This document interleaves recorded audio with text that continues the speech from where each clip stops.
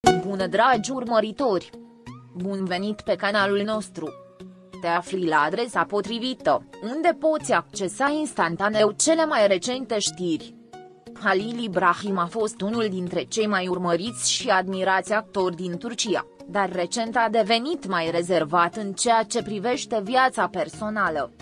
În timpul interviurilor sale recente, a evitat să vorbească despre relația sa cu Zlatirkoglu, o situație care i-a lăsat pe urmăritorii săi intrigați și îngrijorați. Întotdeauna obișnuit să-și țină viața privată departe de lumina reflectoarelor, Halil Ibrahim a surprins pe toată lumea când a postat un mesaj pe rețelele sale de socializare care dezvăluia durerea pe care o purta în interior. A devenit dificil să fim împreună acum, dar chiar și așa, oamenii ar trebui să fie alături de cei dragi, a scris el, sugerând că tensiunile din relația sa cu Zlatirkoglu au ajuns la un punct critic. Această postare a fost un strigăt de ajutor, o manifestare publică a unei crize interne pe care până atunci o tăcuse. Actorul, cunoscut pentru profesionalismul și calmul său, nu s-a putut abține să nu-și arate vulnerabilitatea în timpul a ceea ce părea a fi unul dintre cele mai dificile momente din viața sa. Persoanele care le-au urmărit îndeaproape observaseră deja că ceva nu era în regulă. Aparițiile sale publice erau mai puțin frecvente, iar comportamentul său părea distant. Dar această postare de pe rețelele de socializare a confirmat acest lucru. Halil Ibrahim trecea printr-o criză emoțională care le afecta profund. Urmăritorii săi au reacționat rapid, arătându-și sprijinul și empatia în comentarii. Mulți s-au identificat cu sentimentul de gol emoțional pe care îl trăia Halil Ibrahim. Actorul, care fusese întotdeauna un model de forță și control, își dezvăluia o latură complet nouă, vulnerabilă și umană. Această postare nu numai că a dezvăluit luptele sale personale, dar a reflectat și dificultatea cu care se confruntă mulți oameni în propriile relații, un sentiment de stagnare care poate fi epuizant emoțional. În mesajul său, Halil Ibrahim a menționat, de asemenea, cât de dificil devenise să fie alături de persoana care, la un moment dat, a fost cel mai mare sprijin și sursă de iubire a sa. Relația sa cu Zlatirkoglu, considerată cândva de mulți ca fiind una dintre cele mai puternice din lumea divertismentului turcesc, pare acum să fie în pragul prăpastiei. Halil Ibrahim nu a menționat-o direct pe Zlatirkoglu în postarea sa, dar cuvintele au fost suficiente pentru ca urmăritorii săi să înțeleagă că se referea la ea. O despărțire, sau cel puțin o distorsiune severă în relația lor, părea iminentă.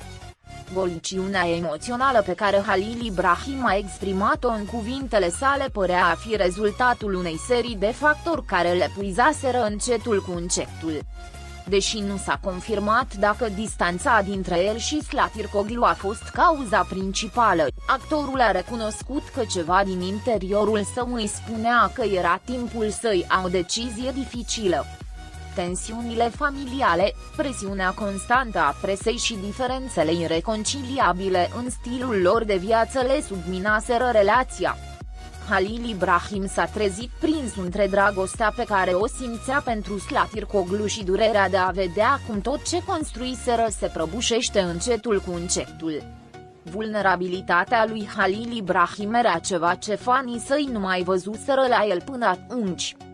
Bărbatul puternic și încrezător pe care toată lumea îl cunoștea își lăsa incertitudinea și teama de ceea ce urma să se întâmple să se vadă. Nu pot continua așa, a scris el, iar acele cuvinte, care păreau o șoaptă a disperării, i-au făcut pe mulți să se întrebe dacă relația sa cu Zlatirkoglu se încheiase deja. Acest mesaj nu numai că a clarificat faptul că Halil Ibrahim trecea printr-un moment de profundă suferință, dar și că se afla în pragul unei decizii majore în viața personală. Mesajul lui Halil Ibrahim a fost ca un semnal de alarmă pentru cei care l-au urmărit. Deși fusese întotdeauna discret în privința vieții sale private, de data aceasta nu a putut ascunde ceea ce se întâmpla în interior. Urmăritorii, văzând durerea evidentă din cuvintele sale, au început să-și facă griji pentru el și pentru bunăstarea sa emoțională. Mulți s-au întrebat dacă actorul era presat de viața pe care și-o construise alături de Slatircoglu sau dacă așteptările pe care și le pusese de la sine îl împingeau la limită. Vreau ca totul să se rezolve, a exprimat Halil Ibrahim într-o altă parte a mesajului. Cuvintele sale au fost un amestec de dorință și resemnare, ca și cum ar fi știut că venise momentul să-și înfrunte realitatea, chiar dacă era greu de acceptat. În acest moment, situația sa nu mai era doar un subiect de interes pentru presă, ci o reflecție personală a cuiva care, în ciuda unui mare succes în carieră, nu este imun la dificultăți emoționale. Rețelele de socializare s-au umplut rapid de comentarii de susținere. Fanii lui Halil Ibrahim, care îl admiraseră întotdeauna pentru munca sa pe ecran, îl vedeau acum dintr-o nouă perspectivă. Mulți i-au oferit cuvinte de încurajare, urându-i tot binele în procesul său de vindecare. Cu toate acestea, au existat și cei care au fost surprinși de transparența actorului, deoarece poziția sa obișnuită fusese să-și țină viața personală complet departe de accesul presei. Acest mesaj, deși scurt, a fost suficient de clar pentru ca urmăritorii săi să înțeleagă că Halil Ibrahim făcea un pas important în viața sa. Se simțea pierdut, prins într-o relație care nu-i mai aducea fericirea pe care o experimenta odinioară și se afla într-un punct în care trebuia să decidă dacă să continue să lupte pentru ceva ce nu mai putea repara sau dacă era timpul să renunțe. Lupta sa interioară, care dura de luni de zile, ajunsese în sfârșit la un punct de rupere, iar inima lui era pe cale să ia decizia finală.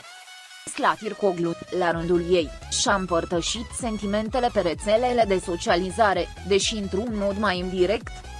Fără a se referi direct la Halil Ibrahim, ea a vorbit despre schimbările din viața lui și despre cum lucrurile care odinioară îi se păruseră clare erau acum mult mai complicate.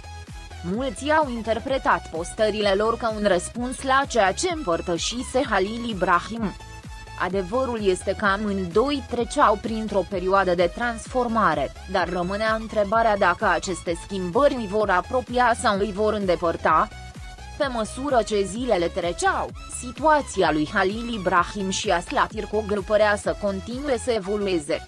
În timp ce își gestiona emoțiile, Slatircoglu părea să încerce să rămână calmă. Cu toate acestea, nu putea ignora faptul că ceva se schimba între ei.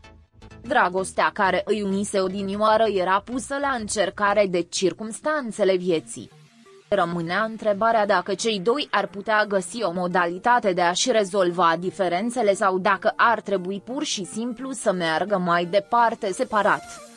Deși Halil Ibrahim și-a exprimat durerea în mesajul său, a sugerat și că vrea să se vindece. Dorea să găsească o modalitate de a depăși stagnarea din relația lor și, mai important, să găsească pacea interioară. În ciuda tensiunilor, exista o licărire de speranță în cuvintele sale, ca și cum ar fi crezut încă că totul poate fi rezolvat. Dar pentru mulți dintre urmăritorii săi, această postare a fost un indiciu că relația ajunsese la sfârșit. Actorul, cunoscut pentru că este o persoană discretă, se afla acum în atenția publicului, mulți urmărindu-i îndeaproape fiecare mișcare. Rețelele de socializare zumzăiau în legătură cu această problemă, iar mass media era inundată de speculații despre ce va urma. Situația lui Halil Ibrahim și a lui Slatircoglu devenise un subiect de conversație, dar adevărul este că doar ei știau cu adevărat ce se întâmpla în inimile lor. Halil Ibrahim spusese clar că, deși dragostea rămânea o parte importantă a vieții sale, nu putea continua să trăiască într-un gol emoțional. Durerea pe care o trăia era acum publică, iar actorul se confrunta cu dificila sarcină de a decide dacă putea merge mai departe sau putea închide acest capitol al vieții sale. Pascali